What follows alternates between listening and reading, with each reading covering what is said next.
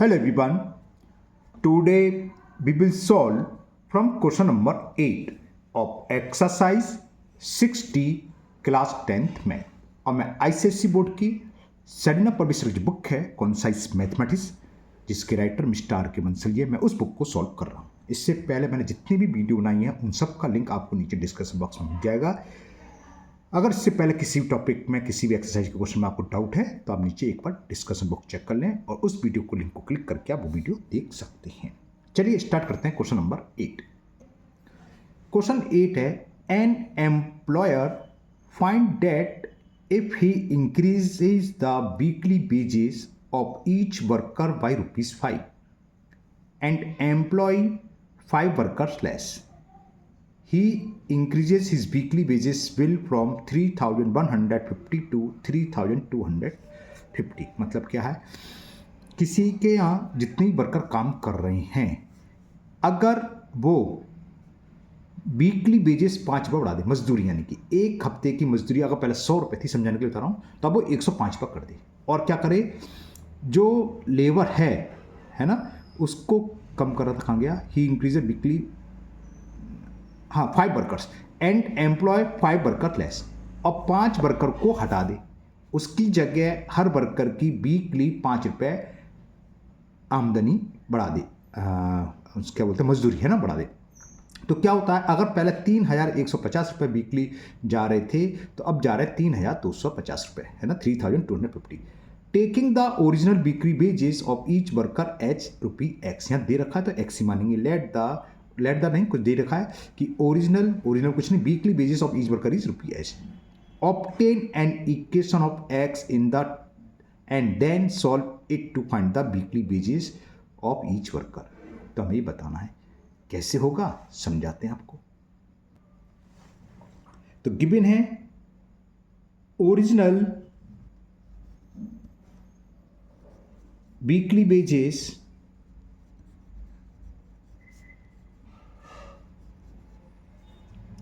Of each worker,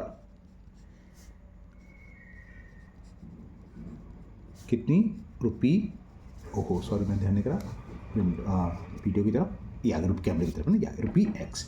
तो हमने मान लीजिए दे रखी है तो ये लेना है, अगर नहीं दिया तो आपकी मर्जी है, एक्स मानो, वाई मानो, ए मानो, के मानो, वो आपकी मर्जी। तो original weekly wages of each workers हमने बुक में दे रखी है, क्वेश्चन में ₹X है।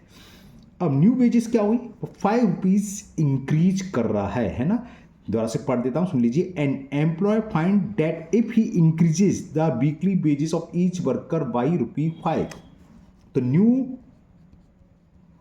Weekly wages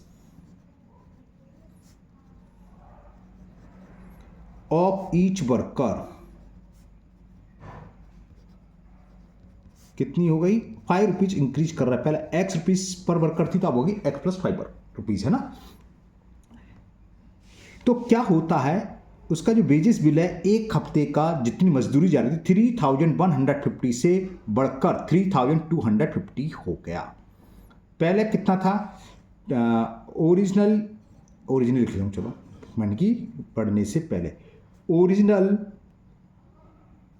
weekly wages bill ऐसे लिख लेते हैं। ओरिजिनल वीकली वेजेस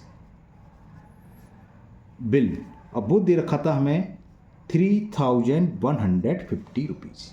यहाँ तक तो एग्जाम में क्वेश्चन में गिवन है। तो इससे हम क्या कर सकते हैं, नंबर ऑफ वर्कर्स फाइंड कर सकते हैं। कैसे वर्कर फाइंड कर सकते हैं, एक मैं दूसरे शब्दों में समझाता हूँ। एक वर्कर की वीकली वेजेस ₹1,000 है, मान लो 2,000 मान लो, कुछ मान लो, समझाने के लिए 1,000 ही मान लो, चलो ठीक है ना। और टोटल वीकली बिल है ₹10,000। तो नंबर ऑफ वर्कर्स कितने हो गए, बिल्कुल सही सोच रहे हैं, 10। कैसे निकाला, जो वीकली वेजेस है उसमें डिवाइड कर दें किसका, एक वर्कर को जितनी वेजेस है, यानी कि एक वर्कर की जितनी मजदूरी है।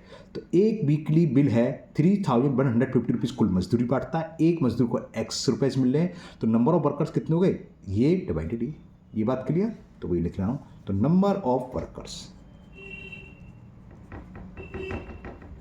वर्कर्स ओरिजिनल, जब कोई काम नहीं करा जबकि, वो कितने हैं, कुल वेजेस थी 3,150 और एक को मिलने X रुपीज़, तो नंबर ऑफ वर्कर्स हुए total wages upon wages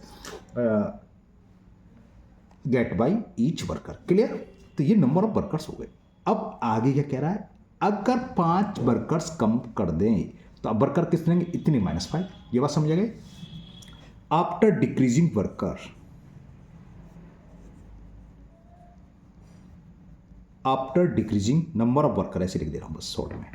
after किस कट रहा है, after decreasing number of workers, वो कितने, जितने भी वर्कर्स थे उसमें से 5 वर्कर्स, 5 कह रहा है, 5 वर्कर्स लेस हैं, तो 5 वर्कर्स हो गए, तो नंबर ऑफ वर्कर्स ये हो गई। क्लियर? ठीक है। तो इससे क्या हो रहा है, original weekly wages of each workers will obtaining क्या था, 3250। अब कितनी हो गई, 3250 rupees. New weekly wages of each workers कितने, x+5। एक वर्कर की वेजेस है इतनी, कुल वर्कर्स हैं इतनी, तो टोटल वीकली बिल क्या होगा, दिस इंटू दिस। नहीं आएगा समझ में, उल्टे शब्दों में समझाता हूँ।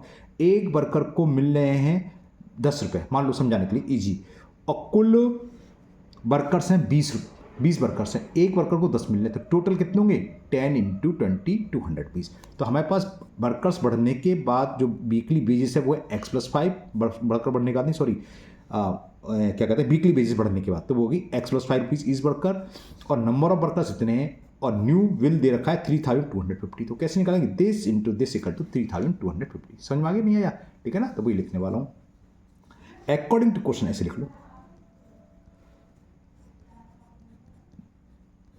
एक वर्कर की वीकली वेजेस x+5 रुपीज़ है, और total number of workers they रखे हैं हमने जो निकाले थे, ये रहा नंबर ऑफ वर्कर्स, 5 कम कर दिए -5, और ये बिल दे रखा है 3250 रुपीज़। बस ये चीज़ समझ में आई तो सब क्लियर हो गया। दोबारा समझ लो अगर किसी को डाउट हो। क्वेश्चन ये था कि कुछ वर्कर्स काम कर रहे थे, कितने ये नहीं दे रखा, उनकी वीकली वेजेस दे रखी, ईच वर्कर, एक वर्कर को x रुपये मिल रहा है, तो पूरे सप्ताह में, वीक में इतने रुपये बिल हो रहा था, मतलब जितने वर्कर थे टोटल सबको मिला के इतने रुपये पैसा बट रहा था। तो हम नंबर ऑफ वर्कर्स फाइंड कर सकते हैं। नंबर ऑफ वर्कर्स कैसे निकालते हैं, टोटल अमाउंट जितने वर्कर्स होता उसमें डिवाइड कर दें जितना एक वर्कर को मिल रहा हो, तो 3150 अपॉन x, तो ये तो नंबर ऑफ वर्कर्स आ गए, यानी कि पहले इतने वर्कर्स थे। अब उसने क्या करा, 5 वर्कर्स कम कर दिए, तो नंबर ऑफ वर्कर्स कितने जाएंगे, 3150 - x, ये नंबर ऑफ वर्कर्स मैंने लिखे हैं। और वीकली वेजेस ईच वर्कर की पहले जितनी 5 रुपीज़ बढ़ा दी, तो ये हो गई। अब कुल मिला के बिल बैठ रहा है 3250, एक वर्कर को मिल रहा है x+5 rupees, number of workers हैं इतनी, तो कुल बिल क्या होगा, दिस इंटू दिस, कोई मैंने करा this into this equal to 3।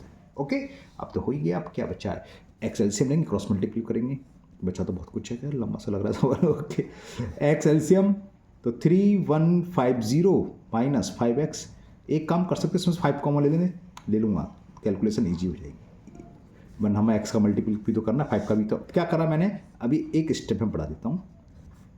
यहाँ से 5 मैंने यहाँ लिख लिया, यहाँ से 5 कॉमन ले लिया, तो 5 6 जा 30, 5 3 जा 15, 0 और -x। क्लियर? और ये x इधर चला गया, 3250 × x ऐसे लिख दिया। इंटू एक्स की जरूरत नहीं है, डायरेक्ट इतने 3250x भी लिख सकते हैं, बेकार कन्फ्यूज रहते एक्स से समझे। अब ये 5 से कैंसिल हो रहा है, 5 6 जा 30, 5 5 जा ये आ गया। तो ये हम एक स्टेप, ये मैं एक्स्ट्रा लिख दे रहा हूँ, इसकी कोई ज़रूरत नहीं है, वही उतार रहा हूँ। ये कितना है, 650x। क्लियर? मल्टीपल कर रहा है, x का मल्टीपल 630 में करा, 630x, x का -x में करा तो x² माइनस का, और 5 का इसमें करेंगे तो प्लस 500, 5 3 15, और ये हो गया 3150, 500, 5 3 15, कैरी 1, 5 6 30 और 131, और 5 का -x में करेंगे तो -5x। इसको मैं इधर ले आ रहा हूँ, तो -650x = 0। क्लियर?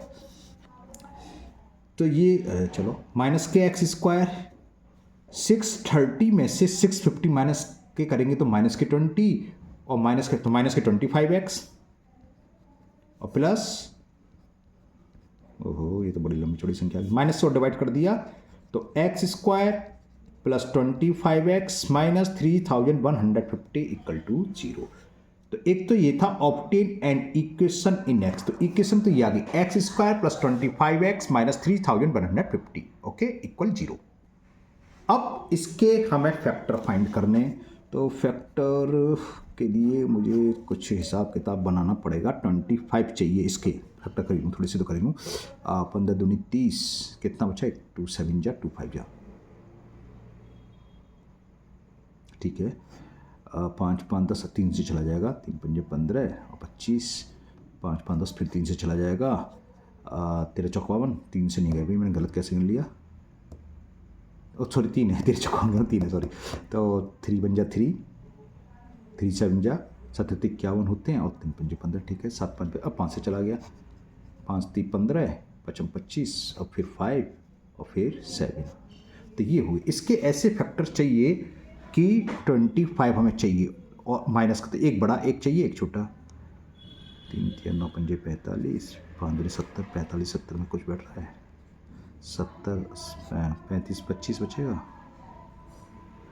25 ही बचेगा, 10 में से 5 कोई 5 25 हो गए, मिल गए 70 एंड 45। तो इसको हम क्या करेंगे, x square plus 70x minus 45x और माइनस 3150 इक्वल टू 0, ठीक है ना। ये तो रफ काम है, इसकी कोई जरूरत नहीं है शो करने की, आप रफ पकड़ लो और ओरल डायरेक्ट कर सकते हो। तो x कॉमन ले लिया, x प्लस 40 माइनस 45 कॉमन ले लिया। अगर आपने फैक्टर सही करे तो आपको कोई जरूरत नहीं, जो फर्स्ट टर्म ब्रैकेट में बचा वही बचेगा, 100% सोचना ही नहीं है। हाँ, अगर फैक्टर गलत करे तो ये गलत बात रही। तो ये x प्लस 70 कॉमन आ गया और x माइनस 45 इक्वल टू 0। तो दिस सिंप्लाइज, इससे एक तो x बराबर क्या होगा 70 और x इक्वल टू 45, 70 नहीं सॉरी प्लस का इधर जाएगा माइनस के 40। तो यह x equal to minus 70 is not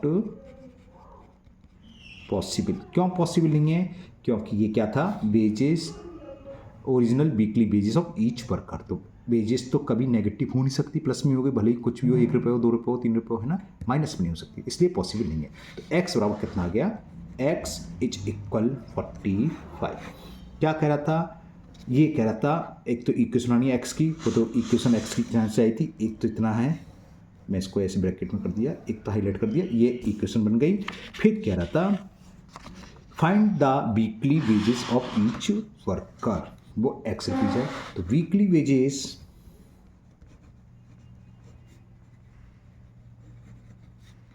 of each worker equal to ₹45। Clear. तो ये क्वेश्चन 8 कंप्लीट हुआ। चलिए करते हैं नेक्स्ट क्वेश्चन नंबर 9। क्वेश्चन 9 है, a trader bought a number of articles for ₹1200 में कुछ आर्टिकल्स खरीद रहा है। 10 वर डैमेज, उसमें से 10 खराब हो गए, and he sold each of the remaining articles at ₹2 more than what he paid for it. यानी कि जितना कॉस्ट प्राइस है उससे ₹2 अधिक में वो बेच रहा है, सेलिंग प्राइस ₹2 अधिक है। अगर वो एक्स रुपये में खरीदता तो x प्लस ₹2 हो गया selling price, okay. Thus getting a profit और ₹60, इस तरह इसको ₹60 का प्रॉफिट हुआ ऑन द होल ट्रांजेक्शन। तो taking the number of articles he bought as x, form an equation in x and solve. ऊपर की तरह पहले x की इक्वेशन बनेगी, कोऑर्डिनेट इक्वेशन बनेगी और उसको सॉल्व करना। ओके, करते हैं, कैसे बताते हैं। यहाँ नंबर ऑफ आर्टिकल्स हमें दे रखे हैं, x है तो लिख लेते हैं number of article bought x given है। कुल कितने में खरीदे, ₹1200। Cost price of x article, ये सभी आर्टिकल्स देखिए ₹1200। तो CP, कॉस्ट प्राइस को शॉर्ट में CP लेते हैं ना। Cost price of each article कितना हो गया, इतना काम तो यहाँ कर लें। ईच आर्टिकल यानी कि एक आर्टिकल की कॉस्ट प्राइस क्या हुई, टोटल कॉस्ट में नंबर ऑफ आर्टिकल से डिवाइड कर दें। यहां तक क्लियर। एक आर्टिकल 1200 अपॉन x रुपीज में उसने खरीदा। अब क्या था, खरीद के लाया तो 10 वर डैमेज, 10 तो खराब थे तो बिकेंगे नहीं। तो number of damage articles, number of damage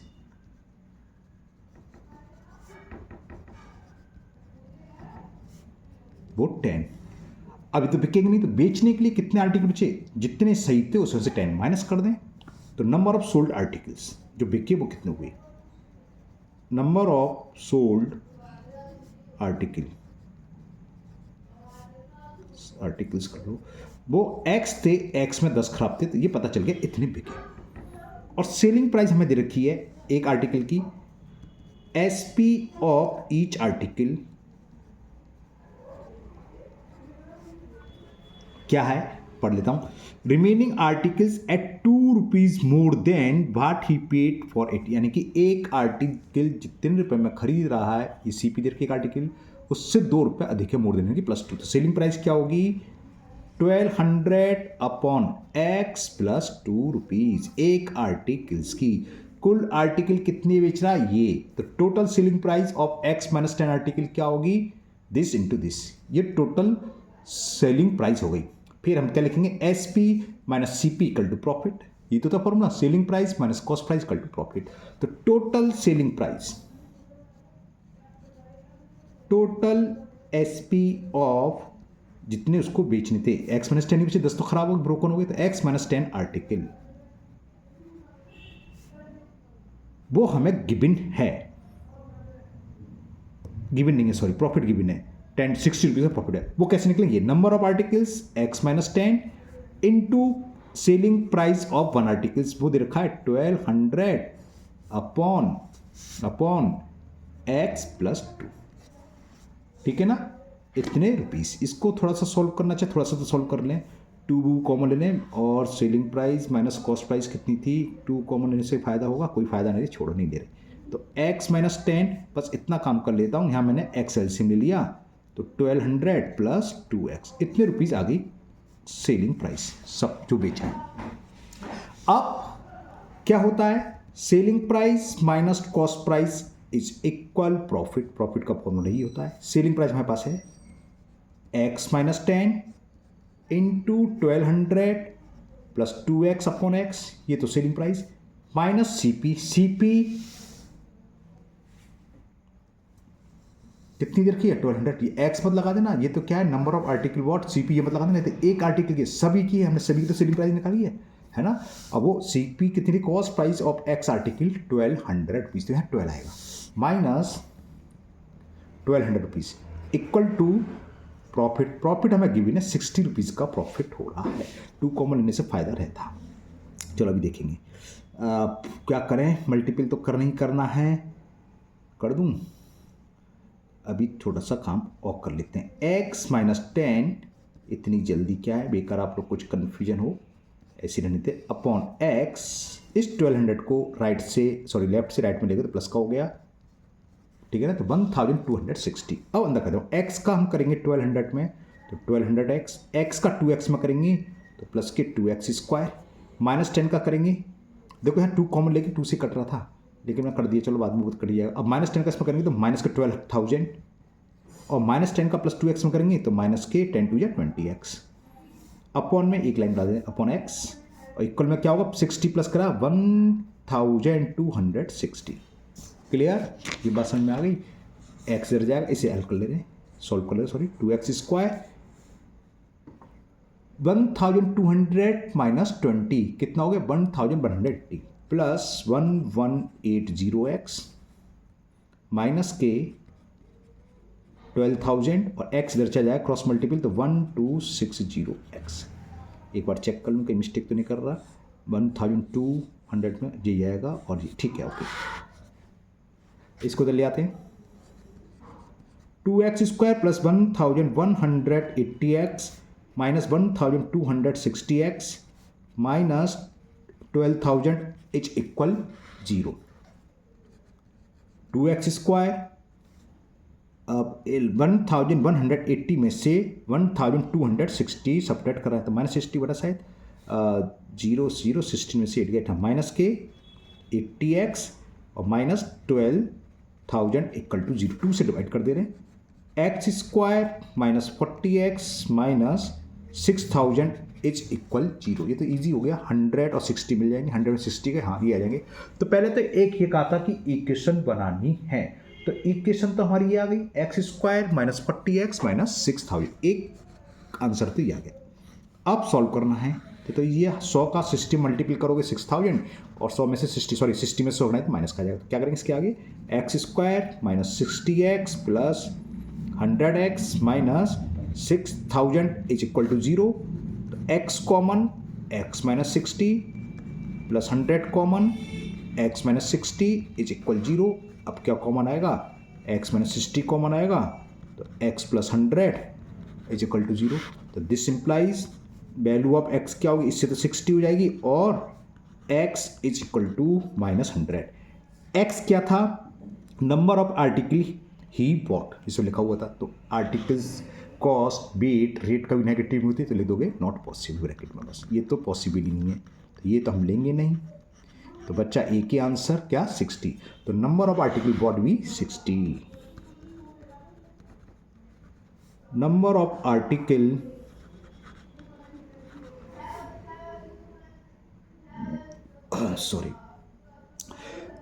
number of articles bought भी 60। तो कितने आर्टिकल्स खरीदे गए 60। क्लियर। तो ये क्वेश्चन 9 कंप्लीट हुआ। करते हैं लास्ट क्वेश्चन नंबर 10। क्वेश्चन 10 है the total cost price of a certain number of identical articles is 4800 rupees. जितने भी आर्टिकल थे उन सबका कॉस्ट प्राइस दे रखा है, यानी कि वो सब मिलाकर 4800 रुपये में खरीदे गए।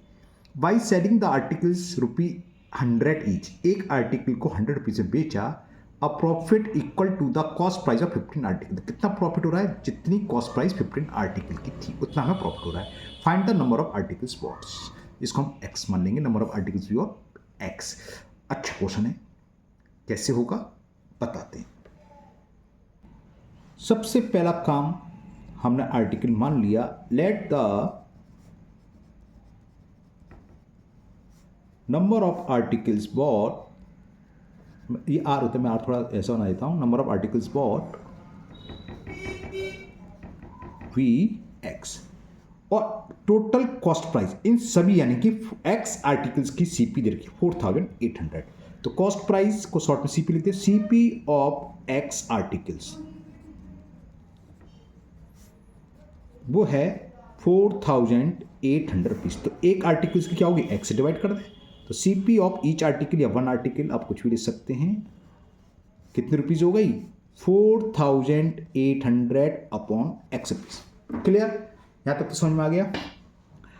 अब क्या था इसमें, by selling the articles at 100 rupees each. तो सेलिंग एक, चलो लिख देता हूं, एसपी ऑफ वन आर्टिकल वो हमें दे रखा 100 रुपीज। कुल हमारे पास आर्टिकल कितने एस, तो इन सबको कितने बेचेगा 100 इंटू एस 100 एक्स रुपीज में। तो selling price of 100 x articles एक आर्टिकल्स की कॉस्ट 100 रुपीज, तो एक्स आर्टिकल को कितना हो गया 100 एक्स रुपीज। यहां तक क्लियर। हमें टोटल सीपी मालूम है, टोटल सेलिंग प्राइस भी मालूम पड़ गया। तो प्रॉफिट है, तो प्रॉफिट क्या होता है, selling price minus cost price. इसमें से इसे माइनस कर देंगे, इक्वल रख देंगे प्रॉफिट के। अब प्रॉफिट क्या है, मेन चीज यहाँ प्रॉफिट क्या है, a profit to equal cost price of 15 article. तो हमें जो प्रॉफिट दे रखा है, प्रॉफिट है किसके इक्वल, सीपी ऑफ 15 आर्टिकल्स। एक आर्टिकल्स का सीपी हीरा, तो 15 का 15 का मल्टीपल कर दें, बात समझ में आ रही है। तो कितना हो जाएगी 15 इंटू 4000, कुछ ज़्यादा बड़ी संख्या आगे, गलत तो नहीं कर दिया मैंने, क्योंकि 15 का मल्टीपल करेंगे तो ये हो गया। चलो जो भी है फिलहाल देखेंगे, नहीं आएगा जब चेक करेंगे, नहीं चेक ही करें। तो नंबर ऑफ आर्टिकल्स एक्स है, टोटल कॉस्ट प्राइस 4000 रुपीज़ है, the total cost price of certain number of articles इतने 4800। तो एक की हो गई इतना, ओके सेलिंग प्राइस इतना है, तो सेलिंग प्राइस भी तो ज़्यादा है, ओके ठीक है सब ठीक है, ओके यहाँ तक आ गया। बस अब तो हमें क्या लिखना है, कुछ नहीं करना, selling price minus cost price equal होता है प्रॉफिट के, ये लगाएंगे कि समझाएगी। सेलिंग प्राइस हमने 100 आर्टिकल्स की निकाली, कितनी है 100 एक्स रुपीज़, 100 आर्टिकल्स बोल sorry total articles 100 x. Cost price 100 articles की जो हमें दे रखी है, टोटल कॉस्ट प्राइस कितनी है 4000, सीपी ऑफ 100 मुँह से निकला है, सॉरी एक्स आर्टिकल है ना, cost price of x article 4000 क्या उल्टा डाल रहा हूँ 800, और प्रॉफिट हमारा आया ये 15 इंटू, चलो थोड़ी सी संख्या छोटी हो जाएगी, कैसे 100 से डिवाइड करें, 2 जीरो ये कैंसिल, 2 जीरो कैंसिल, लिखना चाहे लिख ही देता हूँ, divided by both side 100, divided both sides y 100, we get 100 से डिवाइड करते एक्स रह जाएगा, 100 से डिवाइड करेंगे तो 48 रह गया, और इसे 100 से डिवाइड करेंगे तो 2 जीरो से 2 जीरो कैंसिल, बाकी जो मल्टीपल करके आएगा देखी जाएगी। क्लियर? तो ये हो गया, एक्स और क्रॉस मल्टीपल होगा तो एक्स इंटू एक्स माइनस 48। इसे देखते हैं, 15 8 जा 120, कैरी कितना हुआ 12, 15 4 जा 60 और 72, ठीक है ना। एक्स का अंदर मल्टीपल कर दिया, एक्स स्क्वायर माइनस 48, 8x 720 को राइट से लेफ्ट लाएंगे तो माइनस 720 इक्वल टू 0। x निकालना है तो 720 के ऐसे दो फैक्टर करो जिसका सम माइनस 48 आए और प्रोडक्ट आ जाए माइनस के 720। क्या हो सकता है? 12 6 72, इसके फैक्टर करें, 12 6 72 दाएं 120, 48 चाहिए, और 48 60 और 12 48 है, हाँ ये तो मिल गया, ओके 60 और 12 मिल गया, ठीक है हो गया। क्या x square minus 60x plus 12x, 12 में 60 है 48 और मल्टीपल करेंगे तो आई है माइनस के 720 इज इक्वल टू 0। तो फर्स्ट टू टर्म में x कॉमन, तो x minus 60 plus 12 common, x minus 60 is equal 0। अब क्या होगा, x माइनस 60 हम कॉमन ले लेंगे, तो फर्स्ट टर्म से तो ये अब क्या बचा, फर्स्ट टर्म से x plus 12 is equal to 0। तो इससे क्या हुआ, एक तो x इक्वल टू आ गया हमारा 60, और यहां से जब x प्लस 12 इक्वल टू 0 होता है x equal to minus 12। x क्या था, नंबर ऑफ आर्टिकल्स बॉट, तो माइनस में तो हो नहीं सकता, तो इट इज नॉट पॉसिबल, ये पॉसिबल नहीं है। तो क्या हुआ, x और 10। तो बस ये पूछा था कि find the number of articles bought, तो क्या हो गया, नंबर ऑफ आर्टिकल्स